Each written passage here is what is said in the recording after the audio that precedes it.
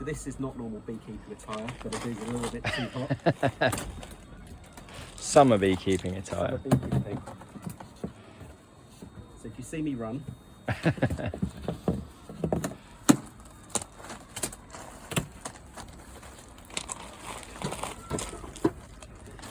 And do the bees like the warm weather? yes and no. So they do find it hard to control the temperature in the hive. So hive's always at 37 degrees body temperature. Bees achieve this by fanning their wings. Fortunately, these aren't in full sun all day long, so it's not so much of an issue. Okay, so what they've done is they've built brace combs, so there was a little bit of a gap. And so underneath this comb here that they've built up, it's called brace comb. And bees will fill in any gaps they have with either propolis, which is tree sap,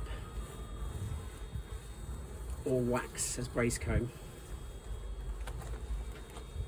Okay, so that's the queen excluder. So we exclude the queen from that box, which is the super, and this is the brood box. And what we want to do is we want to keep the queen down here and honey up here. And that's why we put a queen excluder on. So all I'm doing is checking the queen's not on there, and she's not. They're just worker bees. Let's just put that on the side.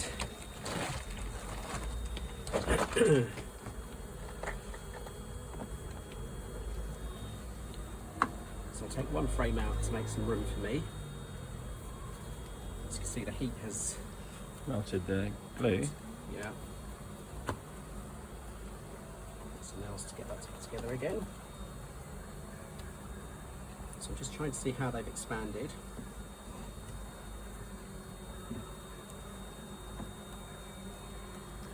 And expanded, we're talking about How expanding they've the... grown out themselves. Right. So they've expanded out. So in this frame, all we have is sealed honey, which is this white piece here. And we've got uncapped honey. So this is what the bees have brought in nectar-wise. And what they're going to do is they're going to get the water content down to 30%, and then they're going to cap it off, similar to this. And this is going to form part of their winter stores. Same on the other side. So they're building out the comb, and then in that comb they're storing honey in there.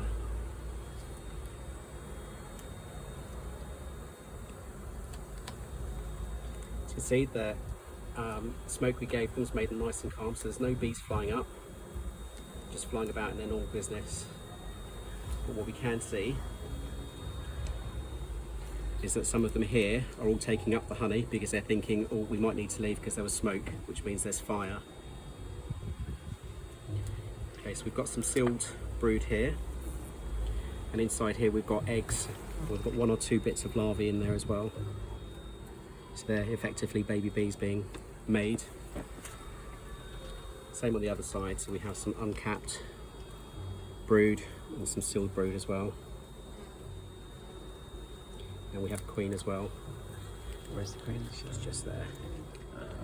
So she did have a big white dot on her, but because the bees clean her constantly, they've effectively wiped it off. Right.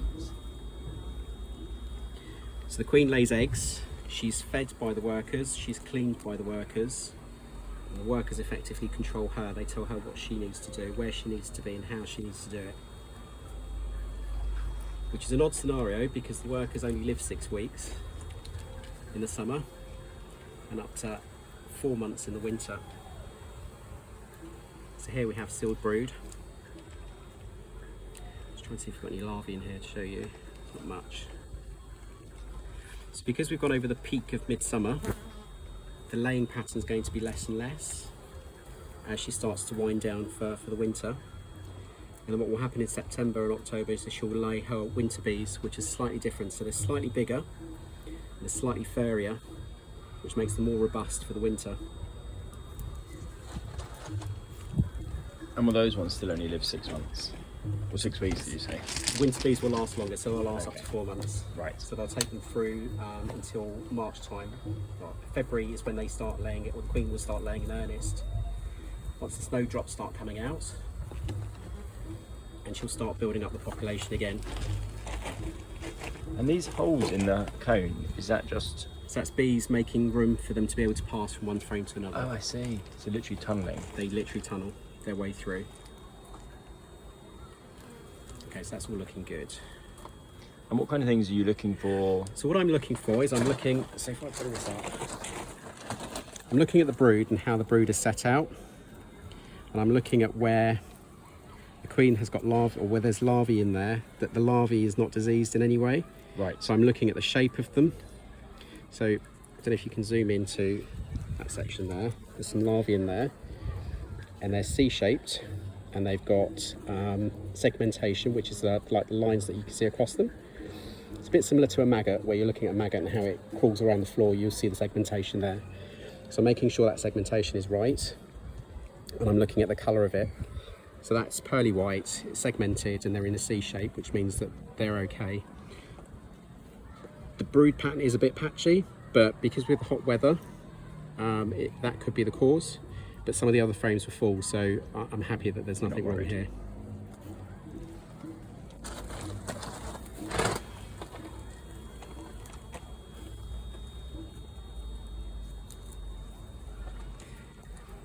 And I think this will be the last full inspection we do, because we're going over swarm season now.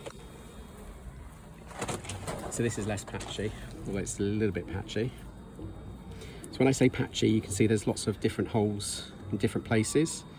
You would normally expect to see it full, a bit like this, right the way across. Right. But again, as I say, it's been very hot, which they don't like. So what's happened is the brood has hatched out, and she hasn't laid back in those holes. And goes against what I'm saying, that it's after midsummer now, so the brood is going to get less and less. So we've peaked at 60,000, 21st of June. Wow. We're nearly a month after that now, so the brood box will start getting smaller and smaller. So 60,000 in this one? Not in this one. No. So in this one, you've probably only got 25,000. Right. In a full hive, which hopefully this one will be at this time next year, it will be full of bees.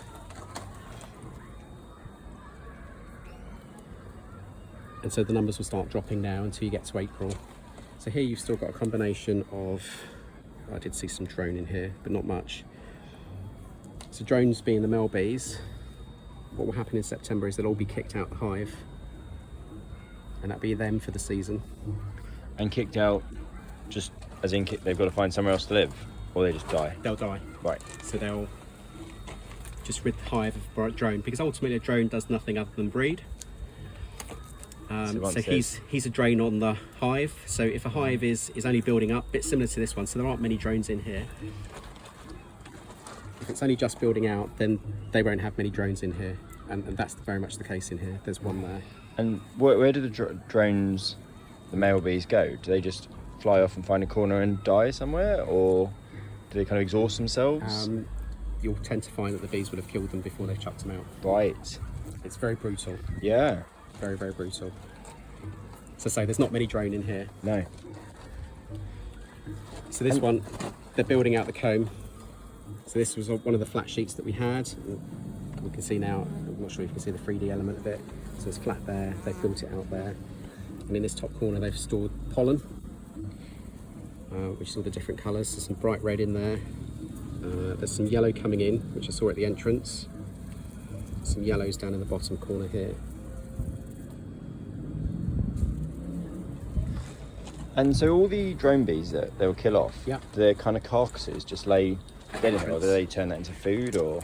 No, they'll rot down. So they'll be chucked out at the entrance, and they just turn to dust ultimately. Right. There's not much on there. Okay, so this one's doing good. This one back. This is how hot it's been. That the wax has walked a little bit,